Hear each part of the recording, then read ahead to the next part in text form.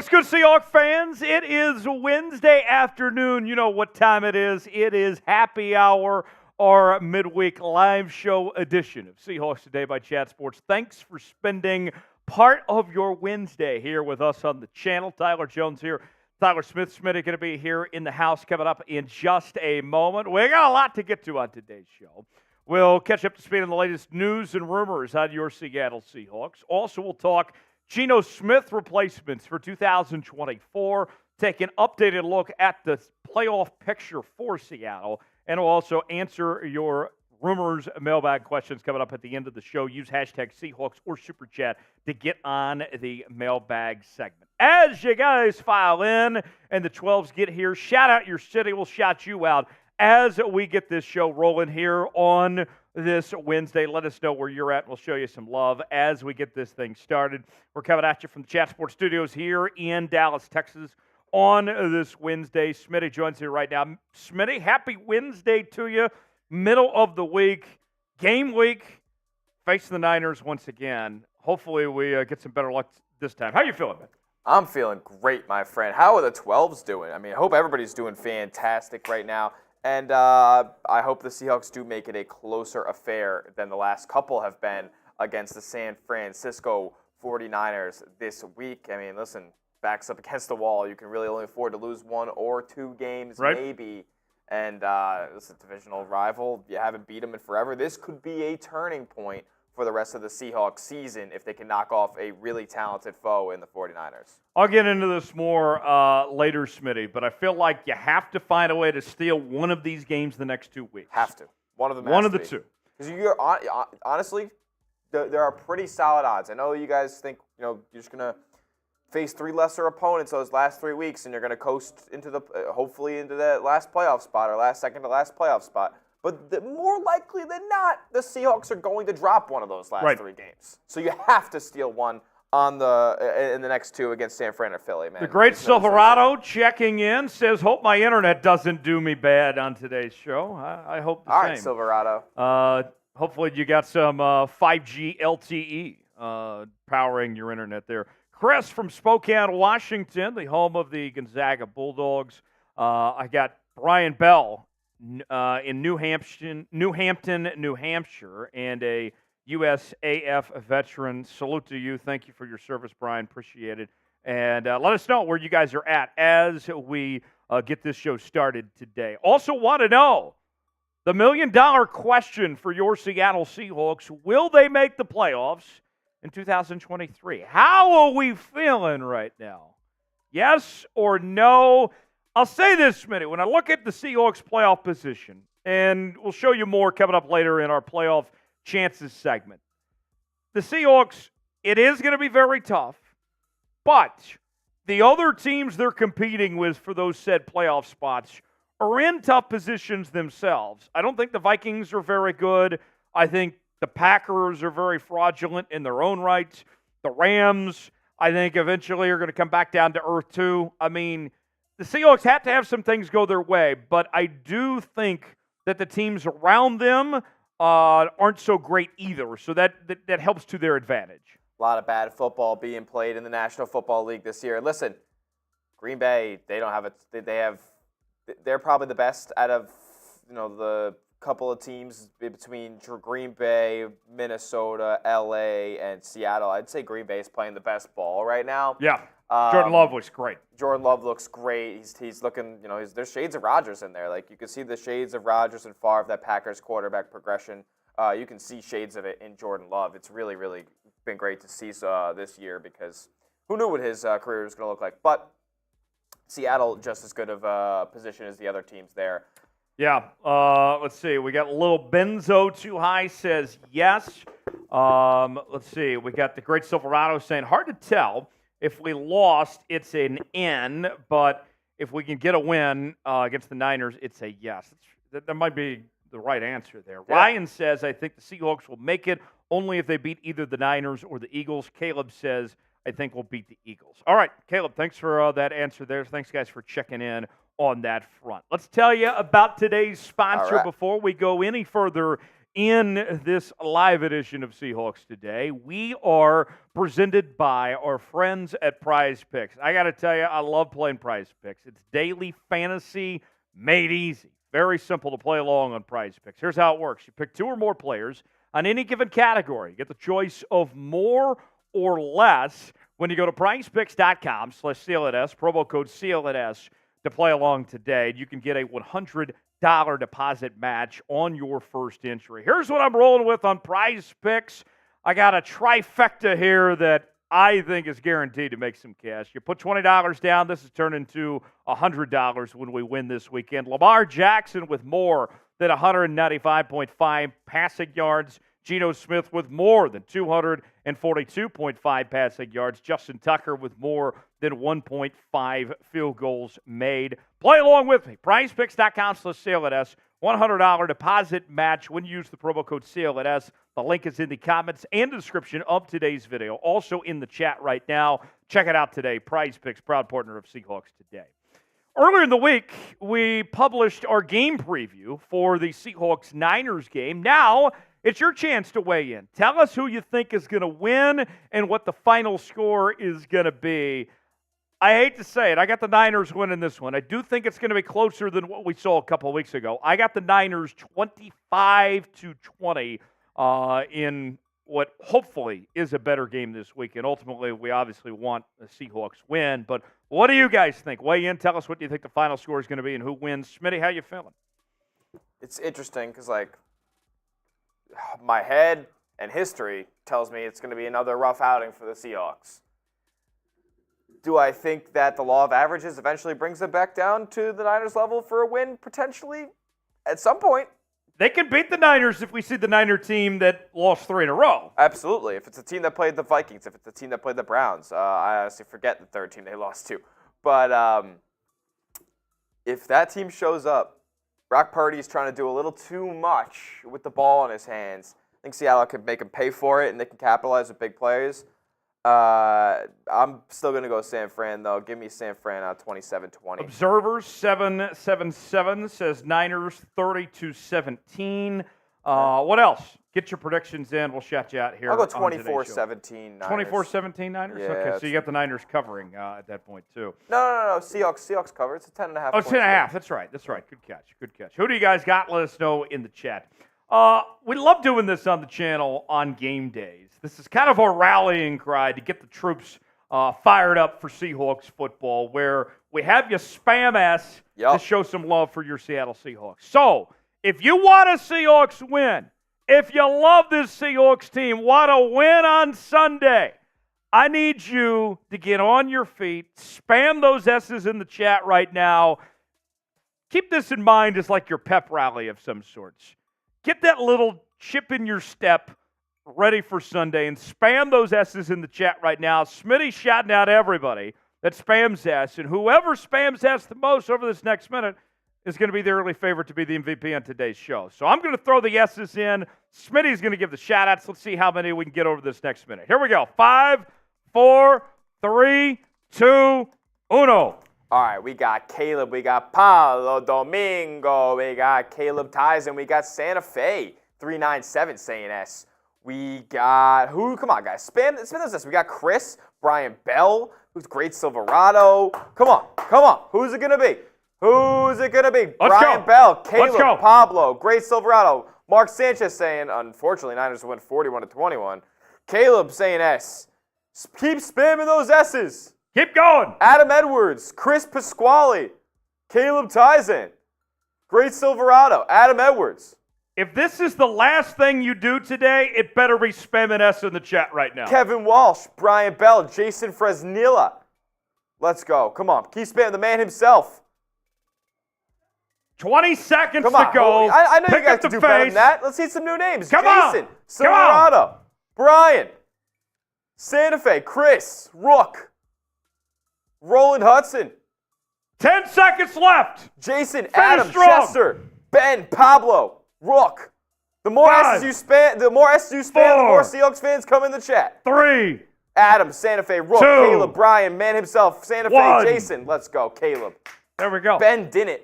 Nice job. Brian Bell, last couple. Not bad. Not bad at all. Smitty, who do you think got the most S's in that time? Saw a lot of Brian Bell, saw a lot of Adam Edwards, saw a lot of great Silverado, Pablo Domingo, Caleb Tyzan, just to name a few. Those are the guys who were in there end to end spamming those S's. Not bad. Now, we need you guys to like the video. About, what is it, about 75 people watching so far. It's up to you guys to get the show started. 27 likes. Let's get to 40 to start today's show. Get to 40. I need 13 more people to like the video.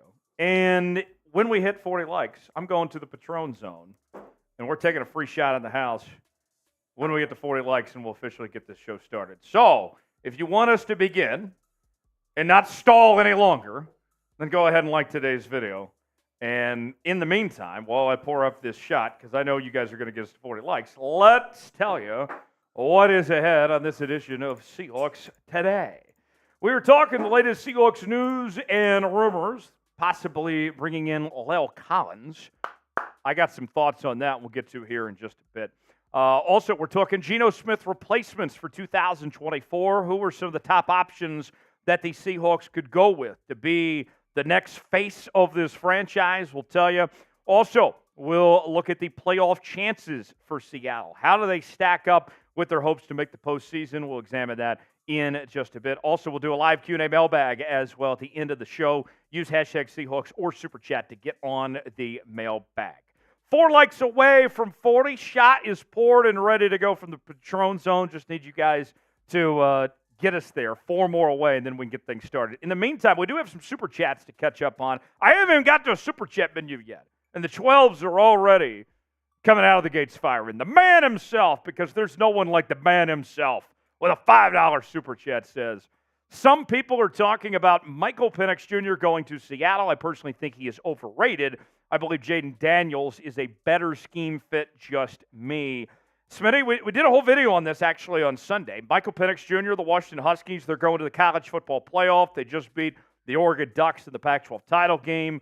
Michael Penix Jr. didn't put up any gaudy numbers in that Pac-12 title game, but the thing that stood out to me was he had full command, full control of that offense, and we've seen him play well in some of the big games this year. I would love to see Michael Penix Jr. drafted by Seattle. Jaden Daniels, he had a huge year for that LSU Tiger team this year. He's probably going to come away with the Heisman Trophy this upcoming week. But in his 2-year stretch of his college career, I didn't see him win the big games like I did Michael Penix Jr. did. Yeah, I mean, Michael Penix Jr., he did the thing. He brought his team. I know, I would argue he probably has had, has he had better talent around him offensively? Oh. They have a good RB duo. Yeah. Good 2,000-yard receivers. One guy who's going to probably go top 15 in the draft. Right. But Malik Neighbors is really good too. Yeah, it's a fair question. Both of them are in very high-powered offenses. We're going to talk about both guys later, actually, though. So that's the tease for that. The man himself, thanks for sending that $5 Super Chat. Mark Sanchez has entered the chat. Butt Fumble himself is here with a $10 Super Chat. Says, this is going to be a tough 2 weeks for the Hawks, but at least my Huskies didn't get screwed out of the playoffs. Shout out Florida State. Yes, I think your Huskies, Mark, are in for a heck of a ball game coming up on New Year's Day against Texas.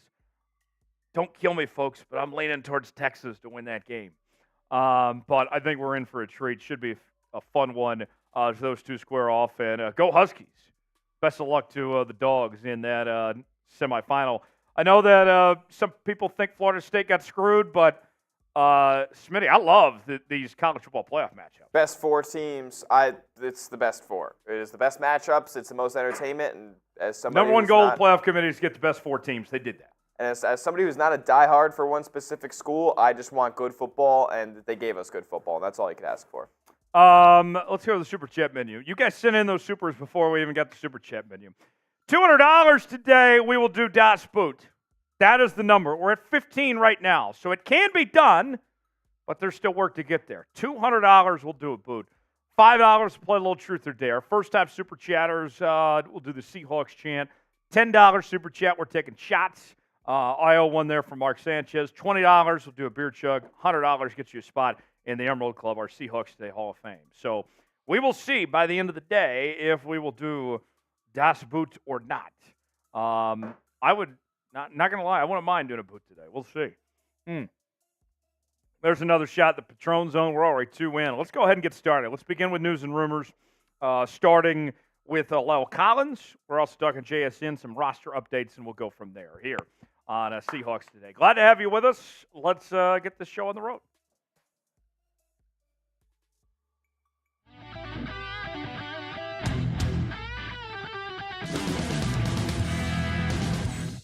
Coming up on today's show, an NFL insider is urging the Seattle Seahawks to sign La'el Collins. We will tell you what the insider had to say and examine the possibility coming up in a matter of moments.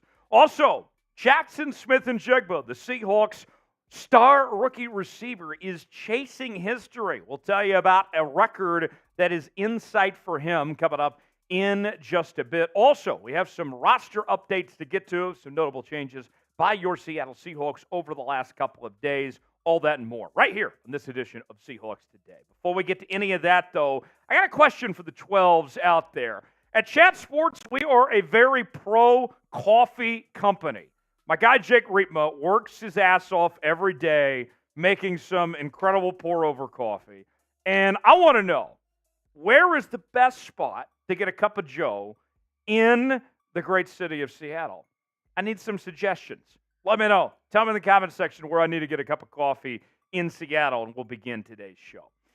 Bleacher Report NFL insider Matt Holder is urging the Seattle Seahawks to sign free agent offensive lineman La'el Collins. Collins, previously with the Cincinnati Bengals and the Dallas Cowboys, could be a nice addition for this Seattle Seahawks team that's had a lot of struggles this year on the offensive line. Here's more from Holder.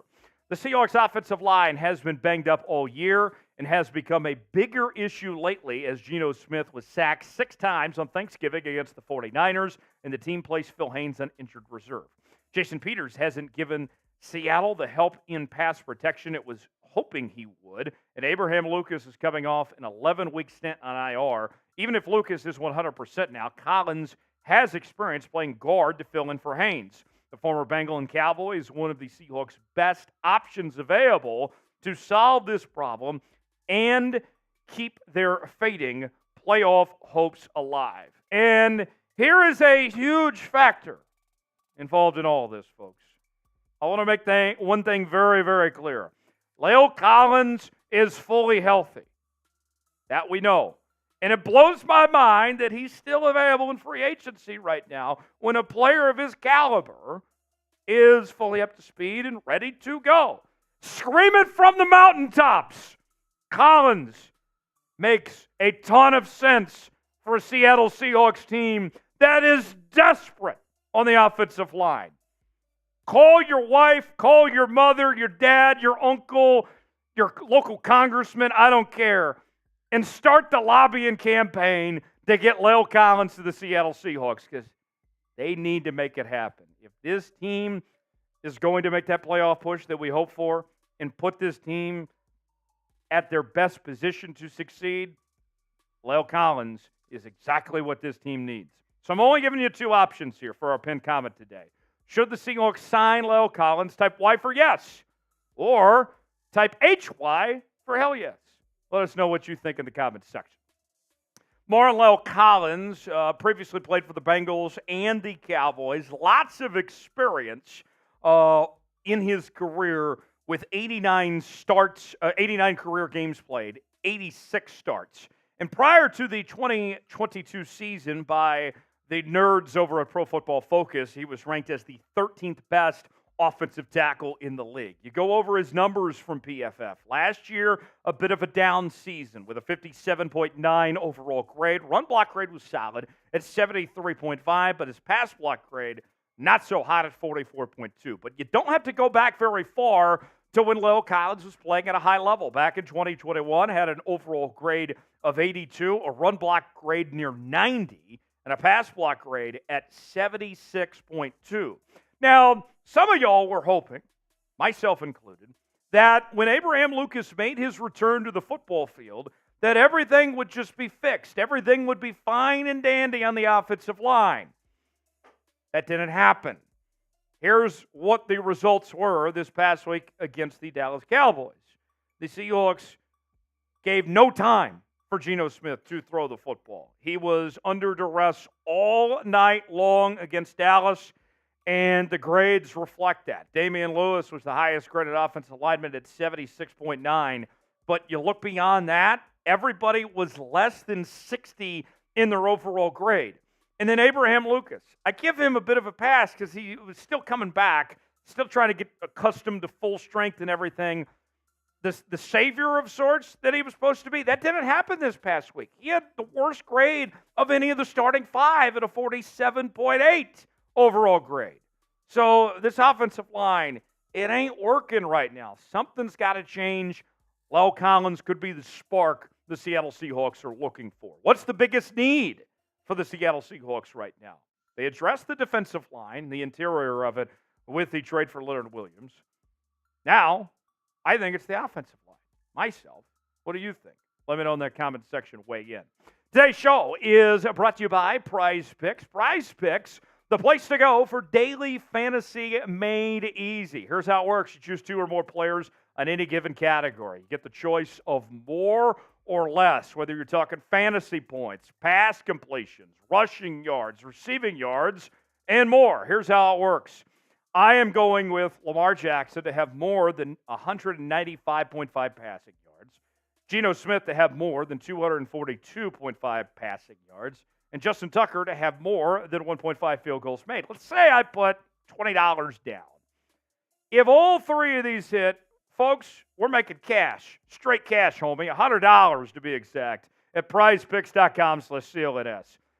Sign up today, get a $100 deposit match on your first entry. The link is in the comments and the description of today's video.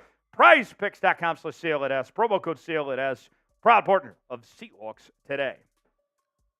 Jackson Smith in Jigba is chasing history. The Seahawks rookie receiver is within striking distance to breaking the all-time franchise record for receptions in a single season. Pretty remarkable from JSN. And last week was a huge step in the right direction. 7 catches for 62 yards off of 11 targets. And as the season has gone along, we've seen JSN get better as time marches on. His stats right now for the year currently stand at 45 catches, 468 yards, averaging close to 11 yards per reception, and he's got 2 touchdowns on the year. Now, where does he stack up among those that he is chasing for the rookie receptions record? The record belongs to Joe doesn't know college football, Joey Galloway, with 67 catches in the 1995 season, 1 year before I was born. And DK is second on that list at 58 catches in 2019. Steve Largent, the Hall of Famer, at 54 catches in 1976. Darrell Jackson with 53 catches in 2000. Doug Baldwin with 51 catches in 2011. And then there's our friend Tyler Lockett, also on the list with 51 catches in that stretch. Now, to put this all kind of in context for you, the big picture, if you will, the record would be awesome to see JSN break. But the impressive part for me, when you compare him to some of the other guys on that list, is this is a crowded receiving room, right? He's having to share catches with DK and Tyler Lockett and Noah Fant and all those guys there. Now, granted, you talk about some of those players that are on that list, like the Steve Largents of the world. They didn't play nearly as many games as you do now with a 17-game regular season. But just for JSN to be in the discussion, just for him to be on track when you consider the circumstance of how much he has to share within this offense, I think is significant. Says a lot about JSN and how he's heading in the right direction in this offense. So what do you think? 67 is the magic number. Will he go more or less than that number and get the record? What do you think? Type M for more, type L for less. Make your pick. I think the JSN can get there. I am a believer. I want to see it happen. Let's see history for the Seahawks rookie receiver. Daily coverage of your Seattle Seahawks each and every day here on Seahawks Today by Chat Sports. as we're bringing you the daily news and rumors. We have our live shows during the week, watch parties. And here's the deal. We are bringing you more Seahawks coverage than ever before, with sometimes multiple videos a day on the channel. So if you aren't subscribed, then you're not a real Seahawks fan. Join the family. Come on in and stay a while. Subscribe now to Seahawks Today for free, and you'll be glad you did. One final note before we wrap up today's show, a few roster updates for your Seattle Seahawks of some changes over the last few days. In the words of Frank Sinatra, start spreading the news. As the Jets have signed Brett Rippon to their active roster. He is no longer on the Seahawks practice squad. He's off to New York. And good for him, honestly. Good to see Brett Rippon get that chance because he wasn't ever going to be on the Seahawks active roster based on how things were going there. So he gets a chance there with the New York Jets. No hard feelings. Meanwhile, Cody Thompson is back on the practice squad. He's kind of bounced around the active roster and the practice squad, but he's there for now. Wouldn't be surprised if he ends up back on the active roster here again at some point. And then running back SaRodorick Thompson, the former Texas Tech Red Raider, has been signed back to the practice squad, was released from said practice squad just a few days ago. And we saw some flashes of brilliance from him in the preseason. So good to see that he is sticking around. What do you think of the Seahawks roster right now? Grade it for me in that comment section. A, B, C, D, F. What do you guys think? Weigh in and tell me your thoughts on that Seahawks roster. And I will see you next time on this very program that we call Seahawks Today. All right, one down. 3 to go. Will JSN reach 67 catches? M for more. L for less. I did see a super chat come in from Mark. We'll get to here in just a second. But Smitty, I think he gets there. What do you think? 5 games to go? 5 games to go. He needs 22 to tie, 23 to exceed. Yeah, I think he gets there. 5 weeks, 4.5 catches a week. That's usually his line. He'll have a game where he has 7 catches, and then the rest will have 3 or 4, and that'll put him over. I do think he'll get it. I mean, Come on, man. 70 catches shouldn't be that difficult to get. You were talked about as like the most talented receiver in the class. So pro-ready. Yeah. The easiest scouting report in the world because he's just that good. Right. Get 70 catches, man. 70. I think that would be a great rookie season. 70 catches, 700 yards, 4 touchdowns. As the number 3 receiver. Yep. You won't complain about that at all. No, You'll you never take that will. every day. You never will. No complaints here. Everybody in the chat spamming more, saying he's going to eclipse 67 catches. And I think that they'll try to get him the ball if he's close, especially in the last game or 2 of the regular season. Yeah, I think they want him to get that record. Yeah, of course you do. You want to give him that extra bit of confidence. Let's go to Mark's super chat real quick, and then we'll get to Geno Smith replacements for 2024. Some names to keep an eye on of who could be the next Seahawks quarterback. But first, a $10 super chat from Mark Sanchez. Says Michael Penix Jr. is playing hurt. That's why his stats dropped. Ribs, hip, non-throwing shoulder. Also, why is Harrison Jr. a Heisman finalist? O'Dunn's has more reception yards, 1 less touchdown. Harrison Jr., it comes down to talent. The belief is that he is the best receiver, best player in college football. And Maserati Marv, as Gus calls him, the hype train, if you will.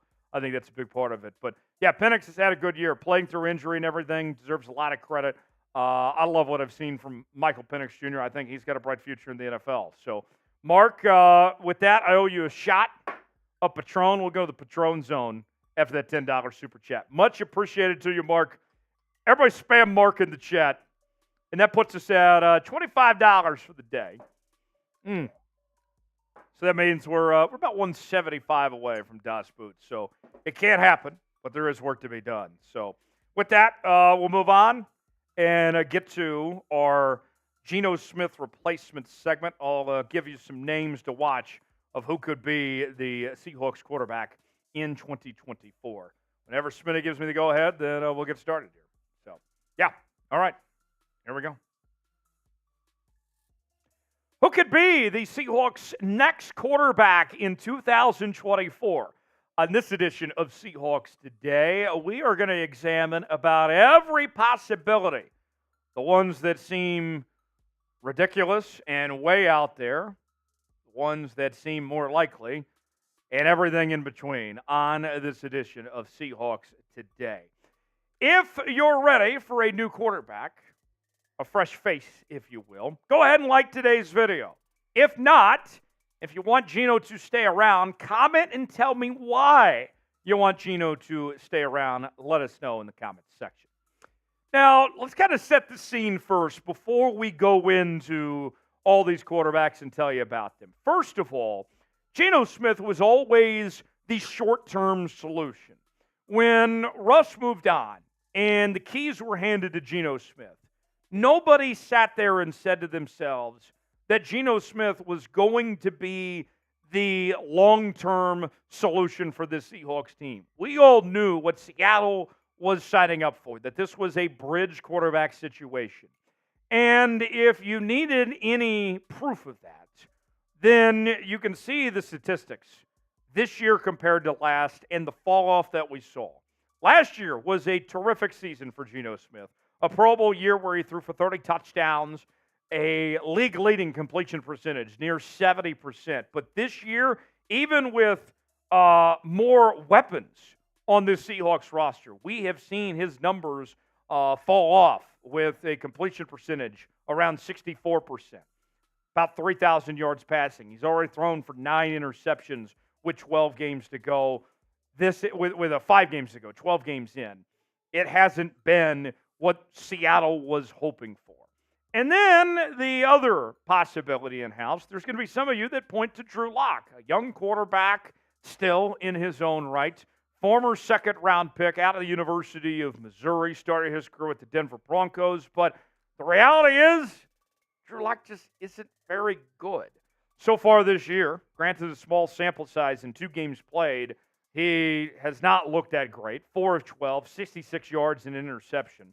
And when he got the chance to be a starter with the Denver Broncos, he did very poor in his stint that he had there as he started for a couple of seasons. So if your idea is Drew Lock, I can tell you that it's not going to end well. So let's start off with the names that everybody would just jump up for joy about. These are the unlikely options.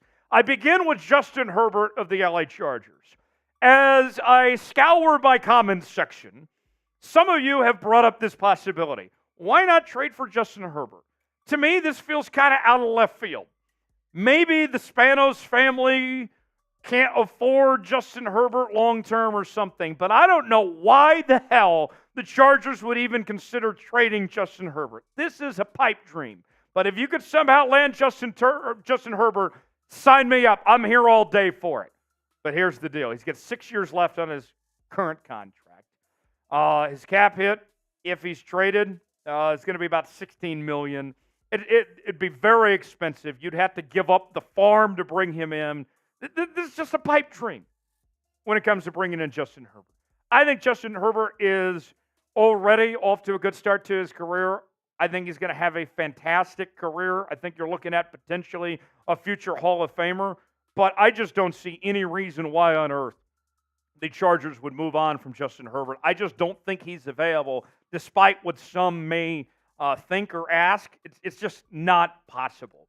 And the Seahawks, they don't have the money to pay a guy like Justin Herbert. $18 million is what they have towards the cap next year. The way things are structured, the money that he commands, one of the highest paid quarterbacks in the league, it just isn't there. You'd have to move heaven and earth to make that happen, even if you wanted to and could make that happen. More names to get to here in just a bit, but drop one for me. Who should be the Seahawks quarterback in 2024? Weigh in, give me a name that comes to mind that you'd like to see be that guy. Number 2 on the unlikely options, we turn to a player just down the road within the division, Kyler Murray of the Arizona Cardinals. Kyler Murray, I really like Kyler Murray a lot. He's got 4 years left on his current contract for the quarterback that I got to say is going to be the most athletic quarterback that we talk about today. That he's got arm strength, he's got running ability, but had that ACL injury last year. He's shown some inconsistencies. He's taken some step backs at times here. And the other idea, I know that there's been a lot of talk about the Cardinals getting a younger quarterback, of trying to make a push for a guy like Caleb Williams or Drake May and move on from Kyler Murray.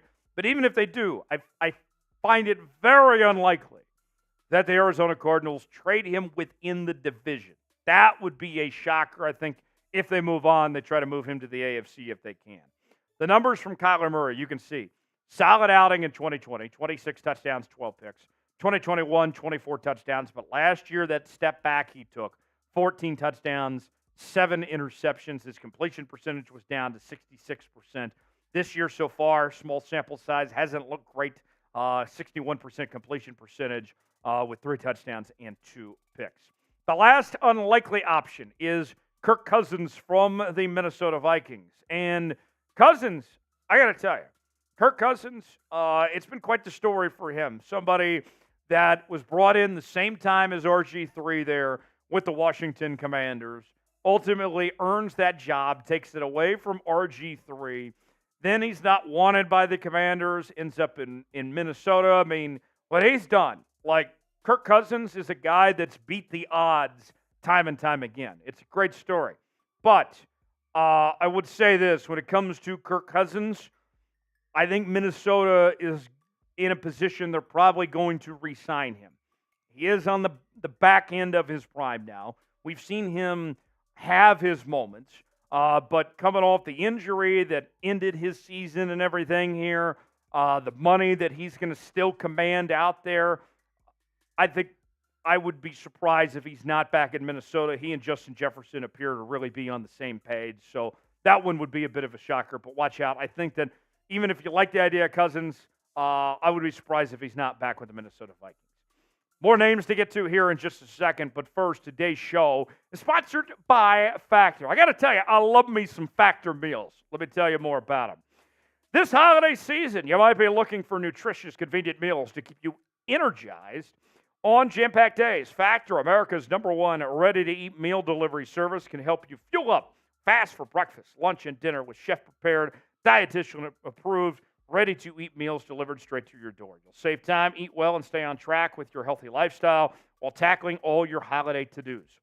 Skip the stress of meal prepping over the holidays with Factor. Choose from 35-plus weekly flavor-packed, fresh, never-frozen meals that support a healthy lifestyle and meet your meal preferences. All delivered right to your door and ready to eat in 2 minutes. Enjoy extra convenience any time of day with an assortment of 45-plus add-ons to suit various preferences and tastes. Choose from breakfast items like our delicious apple cinnamon pancakes, bacon and cheddar egg bites, and potato, bacon, and egg breakfast skillet. Or for an easy wellness boost, try refreshing beverage options like cold-pressed juices, shakes, and smoothies. Head to factormeals.com/SeahawksChat50 and use code SeahawksChat50 to get 50% off. That's code SeahawksChat50 at factormeals.com/SeahawksChat50 to get 50% off. Now, let's discuss Geno and all this. Where does he fit into the equation here? For me, the only situation, if I'm John Schneider and Pete Carroll, that I would bring Geno back in 2024 is if he's a mentor of sorts to a younger quarterback. The thing I like to point to that was very successful, I think, as the model for the rest of the NFL, is what Kansas City did with Patrick Mahomes. Alex Smith, a very good veteran quarterback that played at a high level. They had him start for a year while Patrick Mahomes sat most of that rookie season, other than the final game that year. They moved on from Alex Smith after that, and the rest is history, right? I think you could do that potentially with a young quarterback. That's the only way I'd want Geno back, is if it's a one-year mentorship type thing. So with that, here's the quarterback plan. Here are the official options for the Seahawks. Option 1, draft a rookie quarterback. Now, where the Seahawks are currently at, if the draft were held today, they would hold the number 16 overall pick. So that means that it kind of limits some of your options of some sorts. Now, you have the idea of potentially trading up and all that, but that's where things get expensive, right? So who would potentially be available where the Seahawks pick at 16? Here's some names.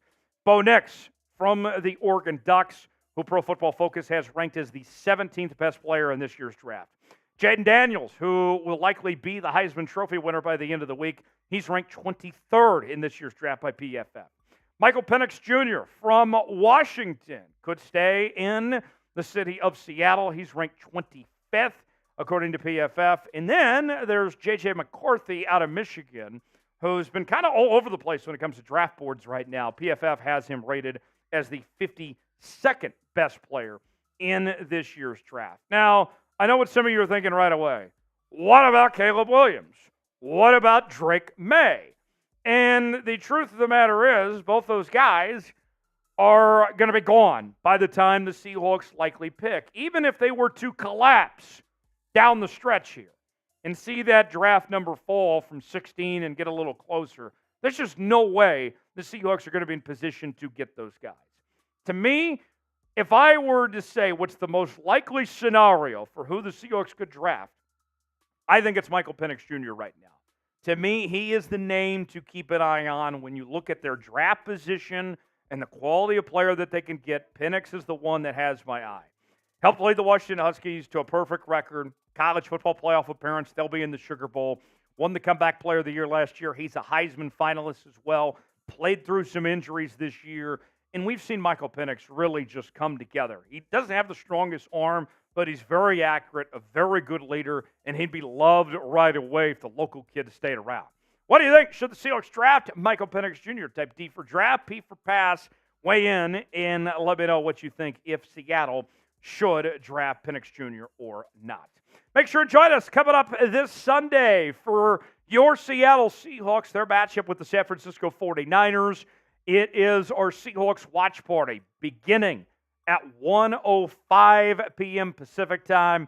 Myself and Smitty will be here with you. We'll react to the game in real time. We'll have a few drinks on hand. The mountains will be blue on Sunday. I can guarantee you that much, as we'll be having just a ball here on the channel. Win or lose, we booze here on Seahawks Today. Join us live for Seahawks Niners. You won't want to miss it live right here on Seahawks Today. Option 2 of the potential quarterback plans for the Seahawks is trading for Justin Fields, the Chicago Bears quarterback. We've talked about this on the channel before. Justin Fields is in a situation where the Bears are likely to draft his replacement, making him available.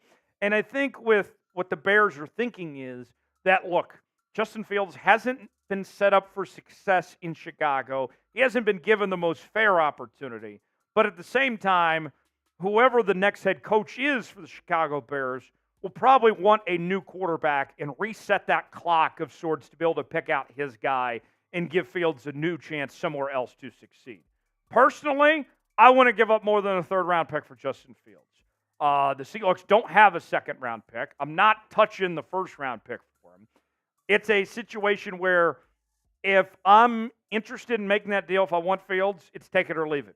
Third-round pick or not, I'll make it happen for a third. But that's all I'm going with. If the Bears say no to that, then we do something else. But that's where I draw the line right there. No more than a third-round pick based on where the Seahawks are at in this position personally. The numbers that we want to bring up on Justin Fields. This is what he's done so far in 2023. Completion percentage around 64%, 12 touchdowns, 6 interceptions. Numbers similar to Geno, but he's a lot younger than Geno. A lot more potential, and he's been set up to fail, as we mentioned, in an awful situation there with Chicago and dealing with just a terrible head coach in Eberflus. What do you think about trading for Justin Fields? Type T for trade, R for reject. Would you make the move? Would you bring Justin Fields to Seattle? Weigh in, tell me what you think about that possibility. The last option, the very last resort for the Seattle Seahawks for their quarterback options for 2024, keeping Geno Smith and not bringing in another quarterback. We don't want to do that. That is the last choice if I'm in charge here. It's time. It is more than time to go find that guy. You, I think, made the right call the last couple of years of investing in other positions. The first round this year, you went with JSN, and I think that JSN's going to have a great career in Seattle. The first round the year prior, you went with Charles Cross. You got your starting left tackle for the next 10 years to come.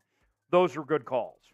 Now it's time to go get that young quarterback and start putting together the final piece for this franchise to make their run. Now, how do you get rid of Geno? That's the next question. He's got 2 years left on his current contract, owed about $47.5 million throughout that stretch. But the Seahawks have an out after this year. So it's actually pretty easy to move on from Geno if you decide you want to go down that route. There you have it. That is our quarterback breakdown here on this edition of Seahawks Today. If you enjoyed today's show, like the video. We certainly would appreciate it, and we'll see you next time here on Seahawks Today. All right. So we will get to playoff chances next. Also got a mailbag to get to in a moment. But, Smitty, I went over, I think, about every option. Yep. What do you think? Who should be the quarterback in 2024? I agree. Penix is probably the name to go with. I think Jaden Daniels is definitely another option as well. They'll both be around where the Seahawks will likely be drafting. So depending on combines or pro days, bumping those guys way up the draft boards, I think those two would be the names I have my eye on for Seahawks quarterback in 2024. I'm with you that I want to go younger at the position than, go with something that we've already seen play out in the NFL, like a Justin Fields. Yeah. I got to finish something. Smitty, go for it, yeah. Go ahead and go over the Super Chat menu here. Sure. Why not? How we doing, 12s? Who should be the Seahawks quarterback in 2024? Let me know. Dirtbag says we're writing him off. I mean, listen, we gave Geno ample time here. He hasn't come close to beating the biggest rival in the division yet. If we're talking, I know we were talking about some college quarterbacks and whatnot.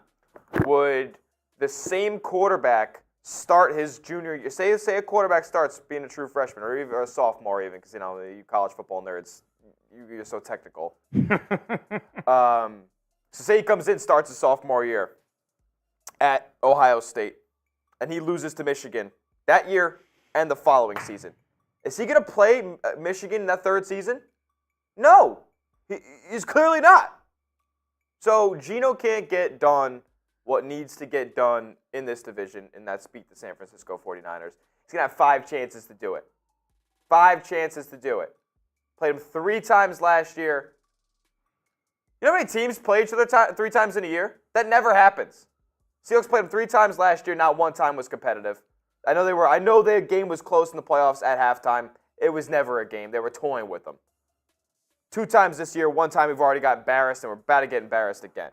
So Geno, he's not going to be the long-term answer. Writing him off, it's really not writing him off. It's more of just knowing who he is as a quarterback. $5 super chat coming in from Mark. Mark saying, Willie Beeman, Hawks quarterback 2024. Do you know the reference here? I do not. Am I too young for this one, or is this me just not knowing ball? You are young. This is before your time. Okay. But I'm a fairly knowledgeable guy. I should probably be able to get it. It is something you should know, though. Okay. What do we got here? Any Given Sunday, Willie Beeman. Oh, that's on me.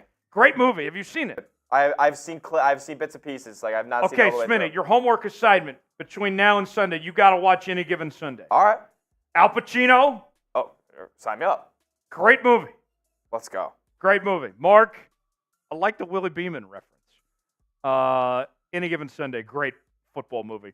Mark with another 5. A couple truth or dares for that, by the way, too. We'll catch up on those here in just a second. Mark says, I like Penix Jr., Quinn Ewers, and Jaden. Quinn's not coming out. He's coming back to Texas. And then Jalen Daniels had his possibility, too. So, but a very good point there. And we can see Penix and Quinn here head-to-head in a couple weeks. So a couple truth or dares. I got a little truth for you. What do we got? I'll tell you about a little truth for myself. Okay. I'm going to admit, I'll tell the story that I told the office today. My dog got run over by my bus when I was in high school. And I got to tell you, the guys were asking me, what was the dog's name? And I said, I'll be frank with you, I don't even remember. I didn't even like the dog. This is only like 10 years ago, folks. I was a sophomore in high school. This is 12 years ago. This was my mom's Chihuahua. I hated this dog. This dog was the female word for dog. Yeah. We'll leave it at that. I did not like this dog. I felt bad for my family, but I did not miss that dog. Yeah. So that is. But you have actually a similar story. I have a similar story. My dog was struck by a vehicle, car. But you liked your dog. I did like my dog, and that's a whole ordeal. That was a St. Patty's Day nightmare. You remember that dog's name? Bella. Bella. Freshman year of high school. R.I.P. Bella. R.I.P. Bella. Another truth coming in. I'll let you pick the question this time. Okay. What is the most emotional you've gotten over a sporting event, whether it be sadness or joy? When my Kansas Jayhawks won the national championship in basketball. That's huge. I don't know if they're still here right now, but I was at the Nodding Donkey in Dallas with Chase Sr. and Marshall Green, friends of the show, and I got a little choked up that night. I'm not gonna lie, and part of it for me was that 2020 we should have won that one. Yeah, and it felt like that team was the culmination of what we were waiting for in 2020. That it was like pushed off a bit. So that was where my emotions were. All of it coming together. I feel that. I like that answer. It was bigger than just that team. Put it that way. What about you? What about you, Smitty? Most emotional. I'll go with a sadness one. I mean, listen, first sporting event I ever cried over was Malcolm Butler. First sporting event I ever cried over. Yeah. Most recent sporting event that I've cried over there's really only two. So it was only a few years later, technically. It was only 3 years later. Boston Celtics, as many of you know, I am a Boston Celtics fan. I work on our Boston Celtics channel. My dad promised me that if they beat the Cavs with LeBron, that we would go to Boston for the finals against the Warriors. And they lose Game 7, so only scoring 79 points. Like, it was horrific. Bad scene. That's cried in front of two of my high school buddies. All right, let's get to these final 2 segments. Yes, sir. Playoff picture, Q&A mailbag. Still time to get in on the mailbag, by the way. Hashtag Seahawks or Super Chat to get in on that final segment of the show. But let's go ahead and catch up to speed on what the playoff picture looks like for your Seattle Seahawks. We'll break it all down right now here on Seahawks Today. The playoff hopes remain alive for your Seattle Seahawks. On this edition of Seahawks Today, we will examine the playoff chances for your Seattle Seahawks heading into the final stretch, the last 5 weeks of 2023. Before we get to that, though, between now and kickoff, we are in a sub-battle with our Niners channel here. We don't want to just beat the Niners on the football field. We want to beat them off the football field as well. Prove why we have the best fans in the National Football League and not those folks that, are throwing needles on the ground and don't have anywhere to live and, stay in those tents and all that in San Francisco. We're not about that in Seattle here, folks. Subscribe now. Let's beat the Niners and subs. Sub for dubs. And we'll get started with today's show. So, the Seahawks enter this weekend with a 6-6 record. They are smack dab at 500, tied for second in the NFC West right now. 3-game losing streak.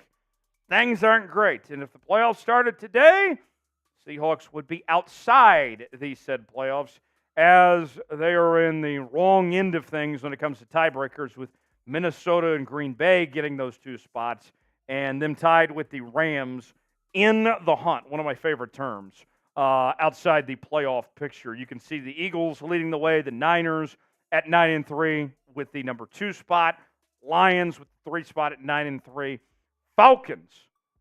Somehow the NFC South still gets an automatic bid. Good thing they don't have Jordan Travis as their quarterback. They're the number 4 seed. And the Dallas Cowboys with that number 5 spot at 9-3. Still could swap with the Eagles potentially there in that division. The NFC West as it stands, Niners there, Rams with the tiebreaker over Seattle with the 2 wins, and then the lowly Arizona Cardinals are 3-10, but they do have Kyler Murray back now. So we'll see if they can ruffle some feathers, no pun intended, if you will, make things difficult for Seattle as they'll play Week 18. The fake news New York Times, when they're not making fake news, decides to put these NFL playoff chances together. And I got to tell you, it's not looking great for Seattle. Their chances to make the postseason right now, about 24%. Division title chances, less than 1%. Getting a bye week, that'd be the number one overall seed in the NFC, less than 1%. Hosting a wild card game, less than 1%. And being a wild card team, 25%. I don't know how their playoff chances are at 24%, but being a wild card team is at 25%. Blame the New York Times. That's above my pay grade. But you get the idea. So, we say all this to say, the Seahawks have their backs against the wall right now with the position that they're in. Being on the wrong end of those tiebreakers of 6 and 6 teams, it's put up or shut up time for this Seattle Seahawks team as they enter the final stretch of 2023. So, let me ask the 12s. Will the Seahawks make the playoffs or not? Y for yes, N for no. Will they get it done? Will we see them in the dance? Weigh in the comment section. Tell me what you think.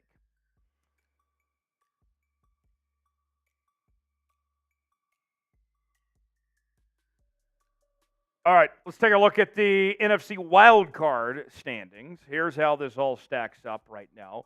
The Cowboys in, Vikings in, Packers are in, holding those spots. But it's very competitive, as you can see, for these 6 and 7 spots. With the Rams there, the Seahawks there. So that kind of gets us a gauge here. The Giants are that 12 spot right now, but it'd take a lot for them to get there. You're looking at from, that 6 spot to 11 spot. Those are all the teams competing to get in the postseason here that are in the hunt, if you will. The Seahawks need some help. Winning will be nice, and it's necessary, but you need some teams to have some bad luck. Fortunately, the teams that are kind of in the same area, the same pecking order as Seattle, aren't so hot themselves. Not a whole lot of very good football teams competing for these final playoff spots. So help could be on the way, potentially. More on the rooting guide we'll get to in one moment. But first, today's show sponsored by Prize Picks. Prize Picks, the place to go for daily fantasy made easy. Here's how it works. Pick 2 or more players in any given category. Get the choice of more or less. And you can choose from anything like, let's say, fantasy points, passing yards, completion percentage, and more. This week, I got Lamar having more than 195.5 passing yards, Geno to have more than 242.5 passing yards, and Justin Tucker to have more than 1.5 field goals made. If I put $20 down, all 3 of these hit, I'm walking home with $100. You can walk home with some cash too. PrizePicks.com/CLNS. Promo code CLNS. $100 deposit match on your first entry. The link is in the comments and description of today's video. PrizePicks.com/CLNS to play along with us today. So now the rooting guide for this weekend. The Bucs play at the Falcons. Arthur Smith and company, they've been exposed. Go Dirty Birds! Then the Ravens, who had their way with the Seahawks a few weeks back. We're just a very pro-bird show around here. Obviously, Seahawks today, but we're going for more birds to get a win. Need them to beat the LA Rams this week, and I think they will too. So that should help and make the Seahawks path a little bit easier. The Vikings taking on the Raiders. Josh Dobbs against this Raiders team that is kind of hard to figure out. They're kind of a mess. I hate that we have to depend on the Raiders, but that's kind of the bed we're in right now, and we have to make it of sorts. Go Raiders! And then the Packers taking on the G-Men, the New York Giants. By default, I think there's more losses to come for the Giants. Holding that number 12 spot we mentioned. They're rolling with Tommy DeVito, the Italian chef himself this week. Go G-Men, I guess. That would make things easier. You do have a tiebreaker over the Giants, too. So if the Giants could help us out, that'd be good. The upcoming schedule for Seattle. You start off with the Niners this week on the road. Tough matchup. They took your girl and your lunch money the last time these two teams faced a couple weeks ago. Then you play the Eagles, and that's been moved to a Monday Night Football game. Joe, Troy, and Lisa, we get that night. That'll be a big stage against the top team in the NFC. Tough challenge there for this stretch that we've been talking about. You take out the Titans. I know the Titans aren't very good, but you still have Derrick Henry. Still have some key talent there that can compete on any given week, and it's a road game in Nashville. Hopefully the guys stay away from Broadway the night before. Then New Year's Eve, you take out the Steelers. The Steelers are contending for the playoffs. Offense is awful in Pittsburgh, but that defense is pretty dang good. And then you take on the Cardinals. With Kyler Murray back, nothing's a given here. So this is not an ideal stretch for Seattle to play San Francisco, Philadelphia, Tennessee, Pittsburgh, and Arizona. It does get easier from what it was a couple of weeks ago, but that doesn't necessarily mean it's easy necessarily. I think realistically, if you're the Seahawks here, your best situation here, split the 49ers and Eagles games. Get one of those two, either this week or next, and then you got to win the other three, and you'll be in good shape. You're in the postseason if you do that. You do that, then you're looking at a 10-7 record. It maybe wasn't the prettiest path to get there, but right now, you know the things I would do for a 10-7 record for this Seahawks team? You don't want to know. I would gladly take that right now. So, what do you guys think? What will the final record be for your Seattle Seahawks? Can they get to 10-7? 9-8 still might be good enough to make it in the postseason. Down but not out right now. Predict the final record. Let us know what you think. Subscribe now to Seahawks Today for daily Seattle Seahawks coverage, our news and rumors, live shows, and our watch parties. We will be here on the channel coming up this Sunday for Seahawks versus Niners. We'll get things going about an hour prior to kickoff with our pregame show. Smitty's going to join me. You will not want to miss it. Seahawks Niners live right here on Seahawks Today. A pivotal game for your Seattle Seahawks. You better believe we're going to be all over it. We'll have a few drinks on hand, play some games, entertain. Win or lose, we booze. We will see you coming up this weekend right here on Seahawks Today. You won't want to miss it. All right. One more segment to go. What do you guys think? The final record for Seattle. Weigh in that comment section. And let us know how you think this is going to play out. Observer says 8-8. That's not possible. We play 17 games now, Observer. 8-9, 9-8. Is there a tie in there? You saying 8-8-1? Wayne says 7-10. Chris says 10-7. Lamongello says 6-11. Caleb says 10-7 or 9-8. Rod Hector says 9-8. Smitty, I think 10-7 is the magic number. I think if you can get to 10-7, then you're feeling really good. 9-8, you're gonna worry about tiebreakers, which, like you said, we're not in favor of many of them right now. So that gets dicey. I like 10-7 to get to postseason play. Mailbag in just a minute. Mark's saying 7-10. That'd mean only one more win. Ugh. I hope that's not the case. That's rough. Virgil says 7-10. If we don't beat the Steelers and the Titans, man, and the Cardinals, we should realistically beat all three of those teams handily. We're gonna lose one. I know we're gonna lose one. That put you at 3. That put you at 9. But I mean, we've seen this team play inconsistent all year. Nothing's a given. Hashtag Seahawks or Super Chat to get on our final segment, our mailbag. Weigh in, get your questions, comments, and concerns, whatever you got on your Seahawks. Chime in and let us know, and we'll react to it. I know we've seen plenty of questions coming in. Virgil's got one. Raw Hector's got one. I see Cincinnati Seahawks. Is that Tom Downey with a question in there? Actually, Tom's in Cabo right now. Let's see. So we got some questions. Got enough to get started. If you think of more as we go along the way, continue to send them in. We can only get you in if you use hashtag Seahawks or Super Chat. Super Chats get priority for our mailbag segment. So that is coming up right now here on Seahawks Today. Mailbag time. We'll get after it here on this Wednesday afternoon, our final segment here on this happy hour edition of Seahawks Today. Mailbag time. Yes, Smitty? Need some more questions? Okay. Folks, keep sending them in. I see Victoria's in the chat, Jordan, Georgie, I know Mark's got a few questions in there. Wayne, Chris, keep sending in those questions. And then we'll get started here in just a moment. I know Richard's had some comments in there. Send them away. Hashtag Seahawks or Super Chat for that mailbag segment here in just a bit. Carl, I see your comment, Carl, but I can't put it on screen unless you use the hashtag Seahawks or Super Chat. Virgil's got the right idea.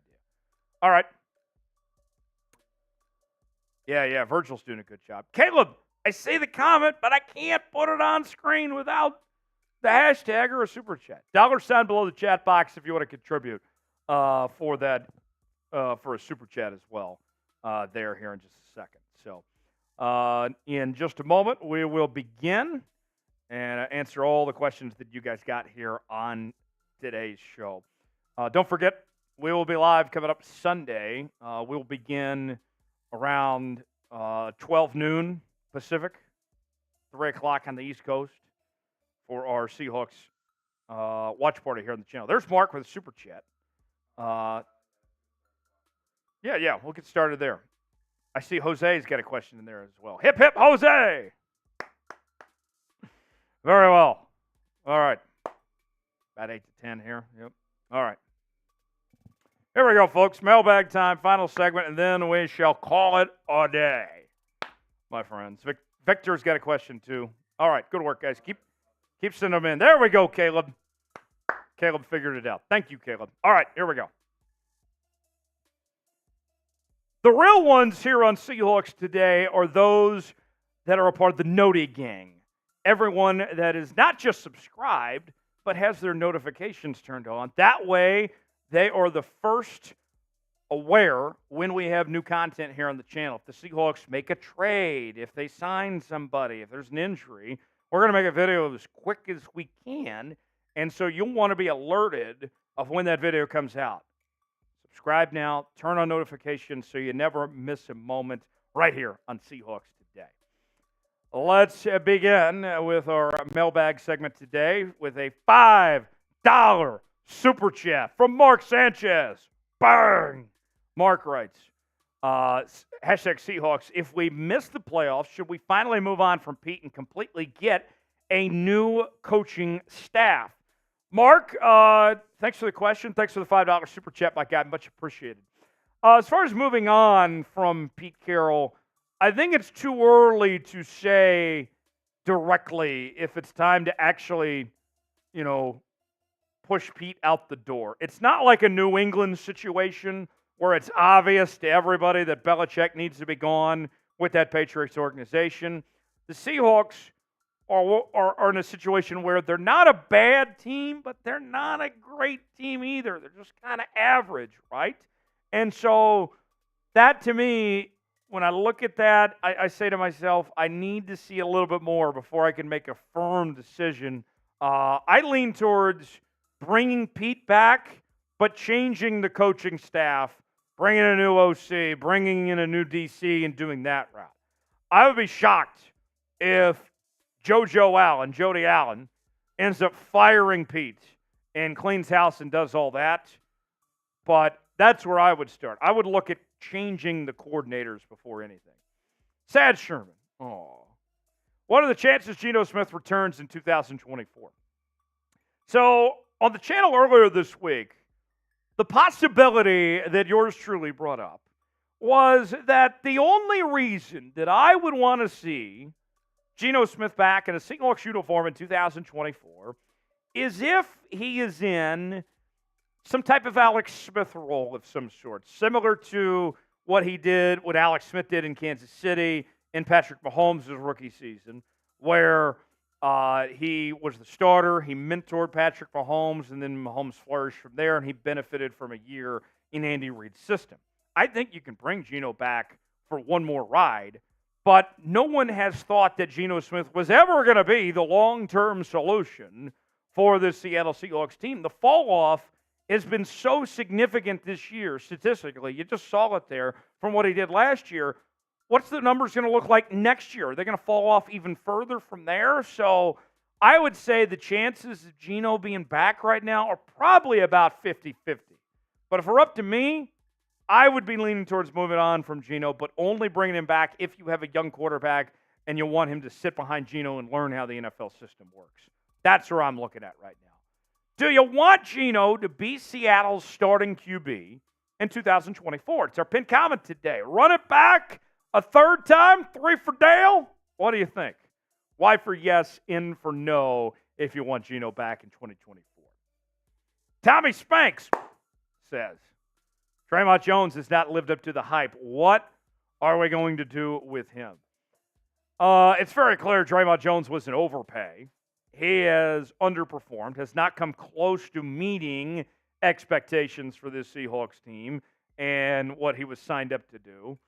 And I would not be surprised if the Seahawks ultimately move on from Draymond Jones. I don't think it's impossible that the Seahawks try to facilitate a trade and see what they could potentially get to try to unload him off the books and get something out of him while they can.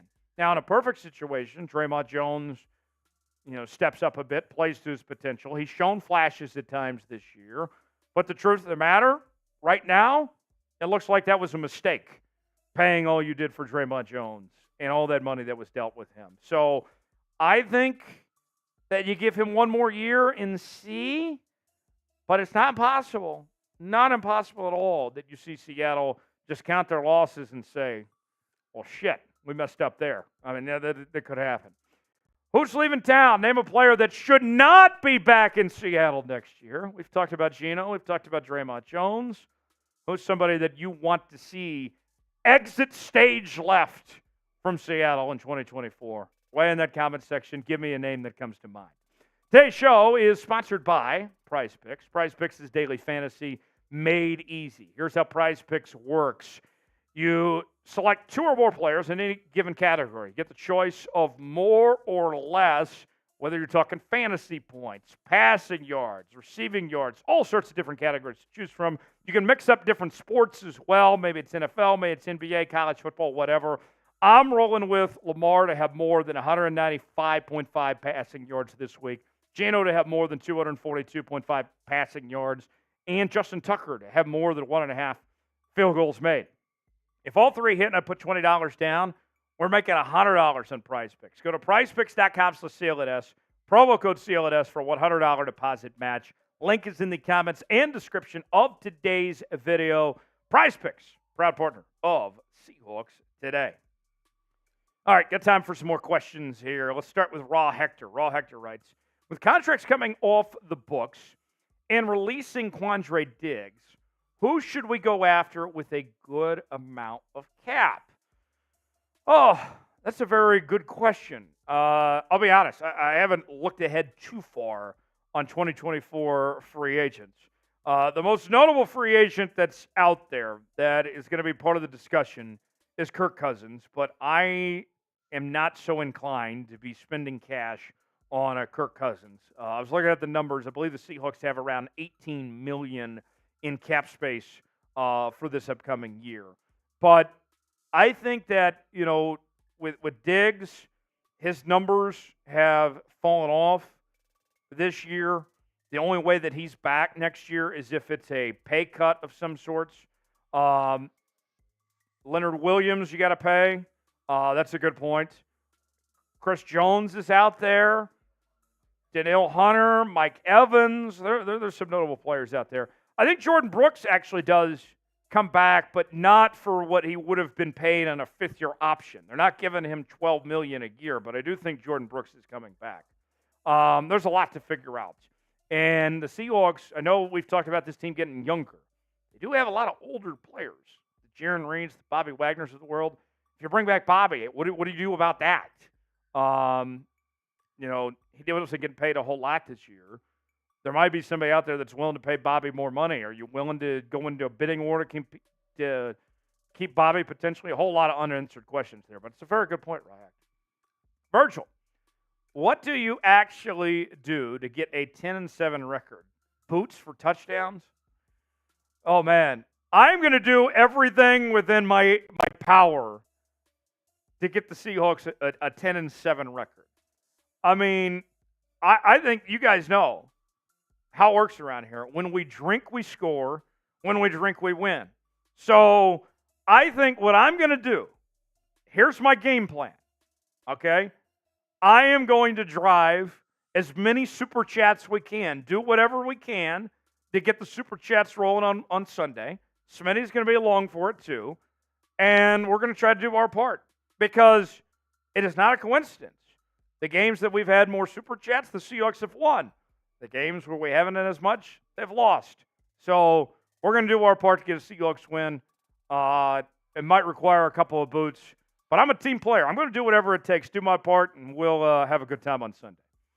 Caleb writes, do you think the Seahawks will trade for a quarterback before drafting one? I hope not. I hope that is not the case, Caleb. I want a young quarterback. I want to take advantage of having a rookie quarterback. Having a young quarterback's a lot of fun, too. That's what I want to do. I want to go young. I don't want to bring in another veteran again. We've already seen that before. We'll see, Caleb. Last question. Metcalf Prods 14. Good to see you, Metcalf Prods. Very loyal watcher to the channel. What are the chances we draft Jaden Daniels out of LSU, and who should we re-sign or release after this year? Jaden Daniels, possible. Michael Penix, possible. Bo Nix, J.J. McCarthy. Those are kind of the names to watch. Caleb Williams and Drake May should both be off the board by then. Who should we re-sign, release? I expect Bobby to come back. I expect Jordan Brooks to come back. Leonard Williams to come back. You know, I mentioned with Quandre Diggs earlier, if he's back, it's on a pay cut, not for the money he's making. Jamal Adams, you would like to find a way to get out of that messy contract if you can somehow. Although that's easier said than done.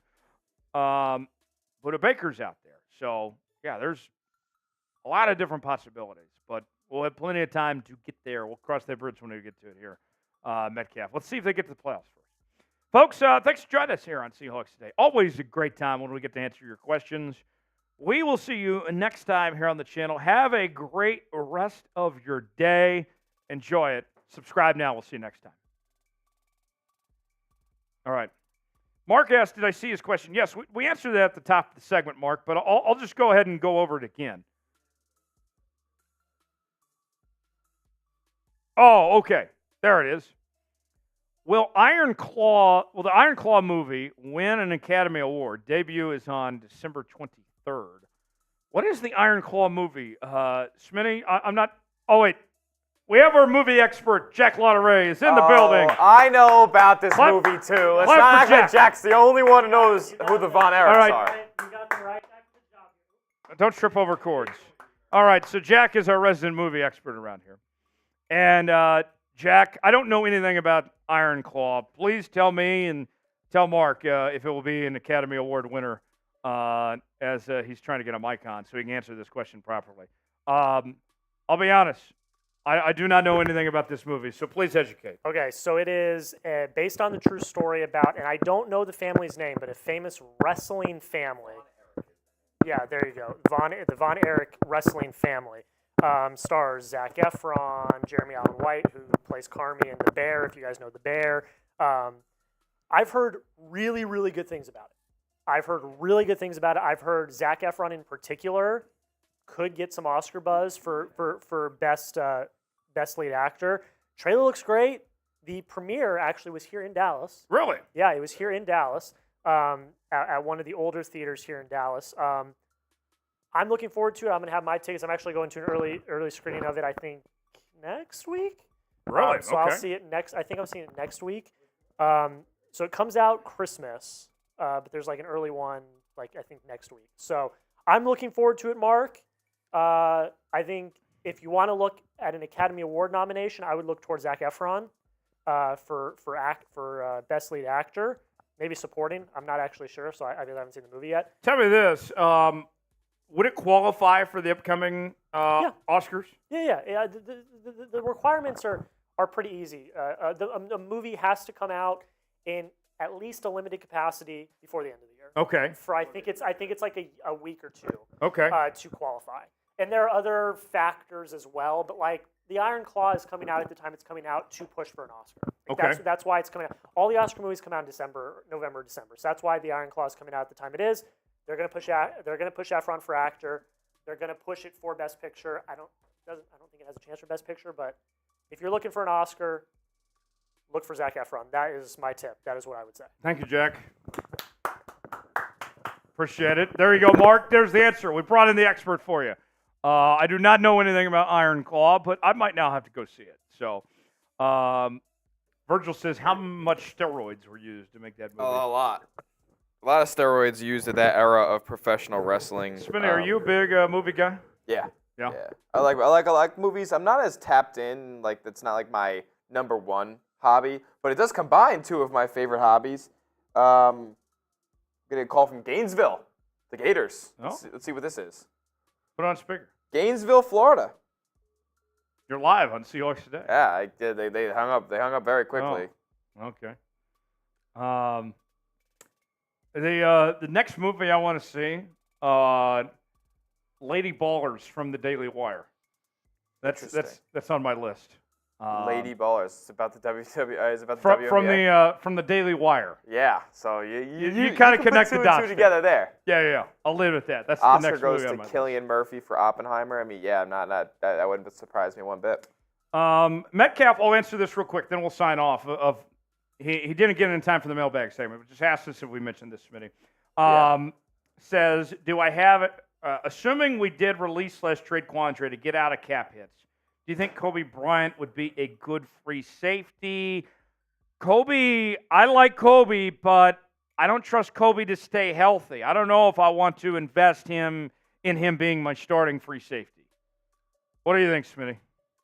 I think Kobe Bryant could be a very good specialist, a very good special teamer, and a very good rotational piece.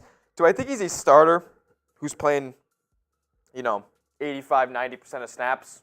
I don't. So I would not go for Kobe Bryant. I think he kind of gets lost in coverage sometimes. I think he's a great tackler, great point of attack hitter. Got a nose for the football, but I don't think he's your every down zone coverage, roaming free safety over the top that you can rely on week in and week out. Yeah, I agree. We got to go. Big thanks to all of you for joining us. $45 in Super Chats today. Not quite enough to get to Das Boot. We had to get to 200, but it was a valiant effort. You guys made it happen. Appreciate you. We will sign off. Have a great rest of your week, everybody. Join us on Sunday for our watch party. We'll see you then. For Tyler Smith and Tyler Jones, have a great night.